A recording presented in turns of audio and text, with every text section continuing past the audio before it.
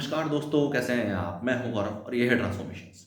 पिछले 5 साल में भारत में जो वाटर बॉर्न डिसीज़ेज़ हैं, जो पानी से होने वाली बीमारियाँ हैं, उनके अंदर काफ़ी ज़्यादा हाइक देखा गया है। और ये किसी थिंक टैंक का, किसी एनजीओ फाउंडेशन का कहना नहीं है, इवन खुद का भारत सरकार का कहना है। यूनियन हेल्थ मिनिस्ट्री जो पूरी जो कंप्लीट रिपोर्ट है, आंसर देते हुए राज्यसभा के पटल पर रखने का काम किया है। तो पिछले 5 साल में लगभग 890% हेपेटाइटिस ए के जो केसेज़ हैं हमारे पूरे ओवरऑल देश के राज्यों में एज़ वेल एज़ एक तरीके से यूनियन टेरिटरी की कंप्लीट डिटेल्स हैं, उसमें बड़े हैं। और उसके अलावा आपके कॉलरा के जो केसेस हैं वो हैं लगभग 420% उनके अंदर हाइक देखा गया है। और टाइफाइड के केसेस में लगभग लगभग 243% करीब करीब हाइक देखा गया है।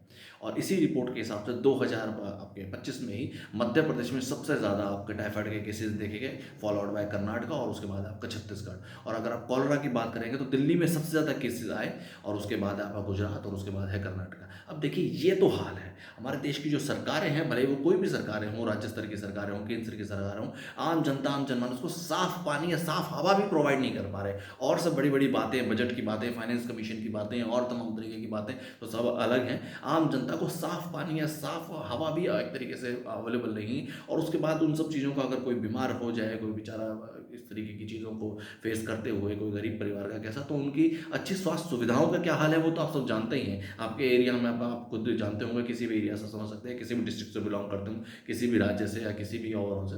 तो सरकारी सुविधाओं का क्या हाल है, सरकारी हॉस्पिटल का क्या हाल है, तो वहाँ जाके इलाज नहीं हो पाएगा। देखिए आम जनता, आम जनमानस किस तरीके से त्रस्त है। इसलिए मैंने हमेशा ही कहा है, अब ये समय नहीं है कि हम सिर्फ़ और सिर्फ़ वेट करते रहें कि ये लोग हमारे लिए बेहतरी करेंगे या ओवरऑल कोई आएगा और चीज़ों को एक तरीके से सॉर्ट आउट करेगा। अब ये समय है कि समाज का पढ़ा लिखा वर्ग, समाज के इंटेलेक्चुअल वर्ग, जो लोग ये चीज़ें समझते हैं, देखते आ रहे हैं और काफ़ी वक़्त एक तरीके से सोशल फील्ड में काम कर रहे हैं। अब ये समय है कि वो भारत के Indian political as well as electoral system का हिस्सा बने, एक्टिव हिस्सा बने, एक्टिव पॉलिटिकल राजनीति में आएँ। क्योंकि देखिए आप बाहर बैठ के आप कुछ भी नहीं कर पाएँगे, सिर्फ़ और सिर्फ़ बात कर पाएँगे, विचार दे पाएँगे और उससे और कुछ होना नहीं है। जब तक आप सिस्टम का हिस्सा नहीं बनेंगे तब तक चेंज नहीं हो पाएगा। और ट्रांसफॉर्मेशन जैसा प्लेटफ़ॉर्म बनाने का मकसद भी सिर्फ़ और सिर्फ़ यही है, जो कि भारत का पहला एक ऐसा equal opportunity common driven free of cost platform है, ट्रांसपोर्ट प्लेटफ़ॉर्म है, जो कि भारत के हर युवा को अपॉर्च्युनिटी देता है ताकि अपनी विचारधारा, विज़न, पर्सपेक्टिव आम जनता, आम जनमानस तक पहुँचा सके, उन तक आवाज़ रेज़ कर सके, उनका प्रतिनिधि बन सके। आप खुद एक प्रतिनिधि बन के अपनी जो एक तरीके से अपनी पीढ़ी के लिए बेहतरी करने के लिए सिस्टम का हिस्सा बन के